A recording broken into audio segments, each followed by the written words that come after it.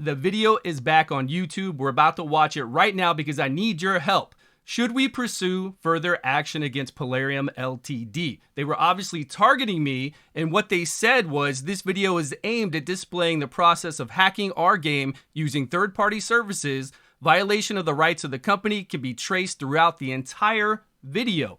I want you to watch this video and keep in mind, because of the Fair Use Act, we do not need permission from Raid Shadow Legends to show their game. Read over the Fair Use Act. You'll see all the reasons why I don't need permission. We can do this. Any of you can do this. And obviously, they're targeting me. And we want to put a stop to this. We want to make sure that this is notated, probably in some court of law, so that this does not happen again to myself and it doesn't happen to other content creators out there. Remember, we're trying to protect everyone. I'm not trying to play the victim. I am actually the victim here. They did a strike against my channel. 3 strikes and my channel's gone. That's my livelihood. And they have no punishment, no penalty for doing what they did. And I want to talk about all this in further videos. But right now, I just want you to watch the video that was taken down and leave me a comment down below. What do you think we should do now? Thanks for the support, everyone. Thank you so much for watching that previous video and giving me all the helpful information that you did. I will see you all in a video soon.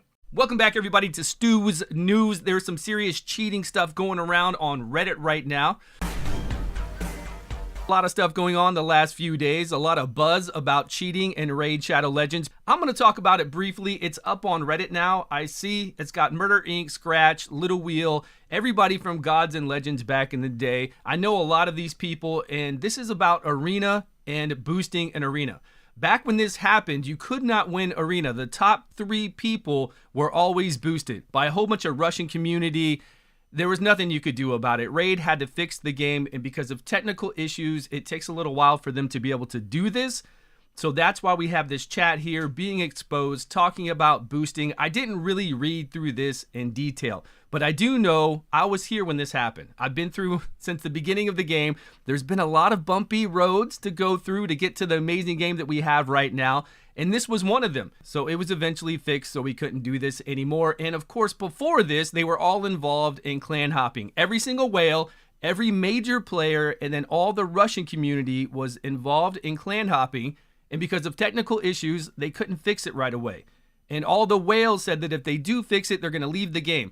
What happened is they got about 5 years worth of clan boss rewards in probably about 4 months. And they just kept doing it. And they eventually did check with Raid because it was such a big thing. And I used to do videos on it all the time saying, why isn't this fixed on my channel? What could Raid do? It was a catch-22. They couldn't just ban every single whale in the game. We're talking about probably 50% of the whale. And when you talk about the Russian community and all those whales over there, they're really in tune with them. They're not going to, and they had no backbone back then. Raid didn't. So they were not going to ban everyone. And it took them a really long time to fix this. And really, I'm not exaggerating, probably 5 years plus of clan boss rewards in a matter of months is what happened. Now, this is all old news. This isn't new news, so if there's anything you want to add to this, let me know down below. I will leave a link to all the videos I'm going to go over today. Let's go through the rest of these quickly because I have them pulled up, and that's where we're going to talk about each of these videos. We've got Hell Hades talking about the new Void Legendary HP based. We've got this one with CVC whale points we're going to talk about. We have another one on a free-to-play team to go through all stage 20 dungeons by Scratch. We've got this Cold Brew one, which I've got my headset on so we can listen to the beginning of his video. And then we've got Ash doing yet another video on Cold Heart for 2022. Let's go check it out. Hades did a video on Jing Wong, this Void Legendary HP-based champion. Does damage based off of HP, has an AoE that hits 2 times, and then all these debuffs, along with being immune to Fear, True Fear, Freeze, the rest of those debuffs you can see there, and then removing it from an ally on a 4-turn cooldown. You would think that this Void Legendary would hit just as hard as Magnar, which is a spirit-based epic champion, because why not? Why wouldn't a Void Legendary hit exactly the same as Magnar? That makes sense. Even with these debuffs, even with him being immune to these debuffs, that would be a legitimate Void Legendary champion, and it wouldn't be broken. But Hell Hades did take Magnar with the exact same gear, and Magnar hits 2 times for around 100,000 on both hits. And then he comes over here with Jing Wong, and this is Jing Wong with the same gear on.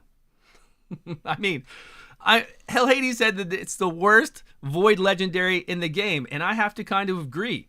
If it's a Void Legendary, even with what it's doing, it's hitting this sad compared to the same exact gear with Magnar. They each hit 2 times. So Magnar's hitting for over 200,000 most times, and then this guy's hitting for, I don't know, 30, 50, 100,000 total. That's a big difference, and I hope they fix that because he should hit as hard as Magnar. I don't see why that would break the game at all. Let me know your thoughts down below. Here's the guy. You can see all his skills. He's in game. You can read over him. It's really sad, so I hope if you get a legendary, it's Void Legendary this weekend for 2 times Void. It's not that guy. Here is Murder's video going over CVC Whale Wars. Now, I did not watch this video, but I do love to read comments. It's one of the most enjoyable things to do is to read comments. Whenever you see a video, just go check out the comments.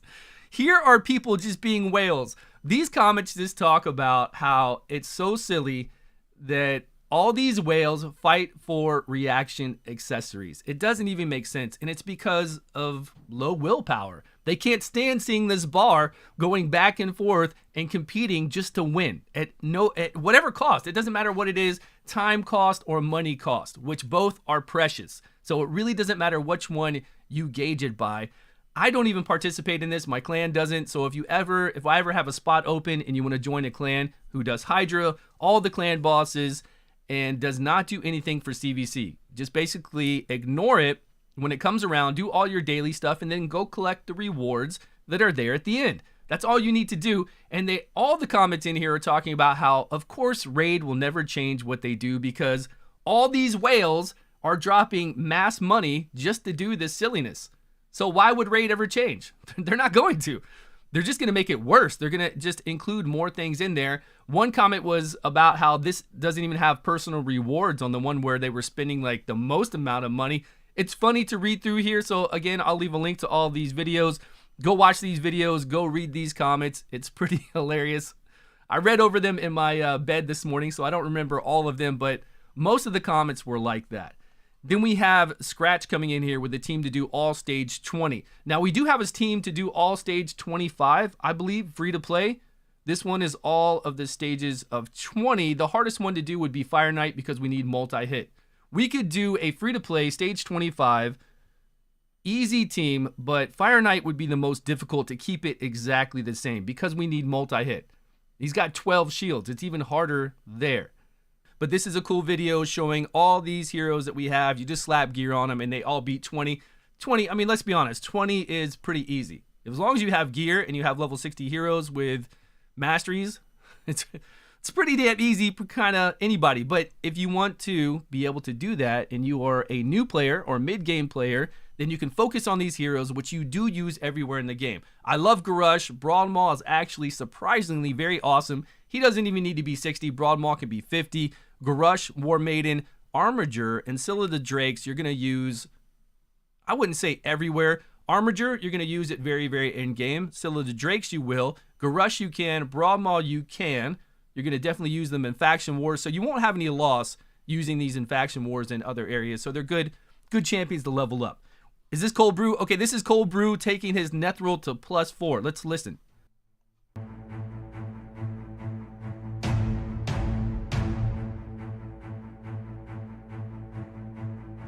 Don't do it, man. Don't do it, Cold Brew.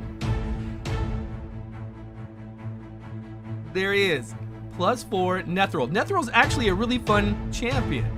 So if you want to watch this video, I'll leave a link down below. He's going through, he's doing dungeons, he's doing arena. He's actually in Platinum Arena right here. I don't know. This might be the test server though. Is this a test server? Is he fooling us? Is he only doing this on the test server because it doesn't matter there? Maybe. That could be it. That could be it.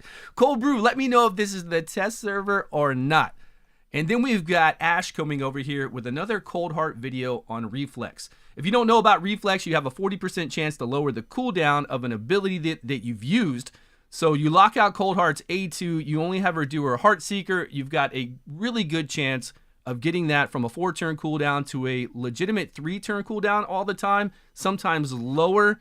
It's just that easy. You just lock out the A2, you have her do her A3, and Reflex. This has been around for a really long time, and I'm pretty interested in something. Let's go over to Ash's main channel and Cold Heart here.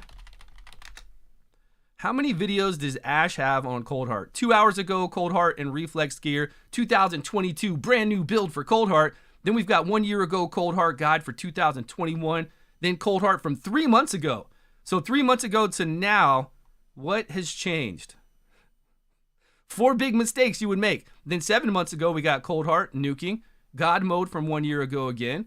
2 years ago for Cold Heart. Then we've got 1 year ago with Cold Heart Royal Guard. Then we've got Are They Dead? Cold Heart RIP. We've got Cold Heart and Fire Knight. Okay, so 2 months I give it, and there's going to be another Cold Heart video. Guaranteed. Guaranteed another Cold Heart video. That's all I've got for today. Let me know your thoughts on Stew's news. Did I cover everything adequately? I will leave a link to all of these videos down below. Go check them out. Thanks so much for watching, everyone. Please subscribe if you haven't, and I will see you all in a video soon.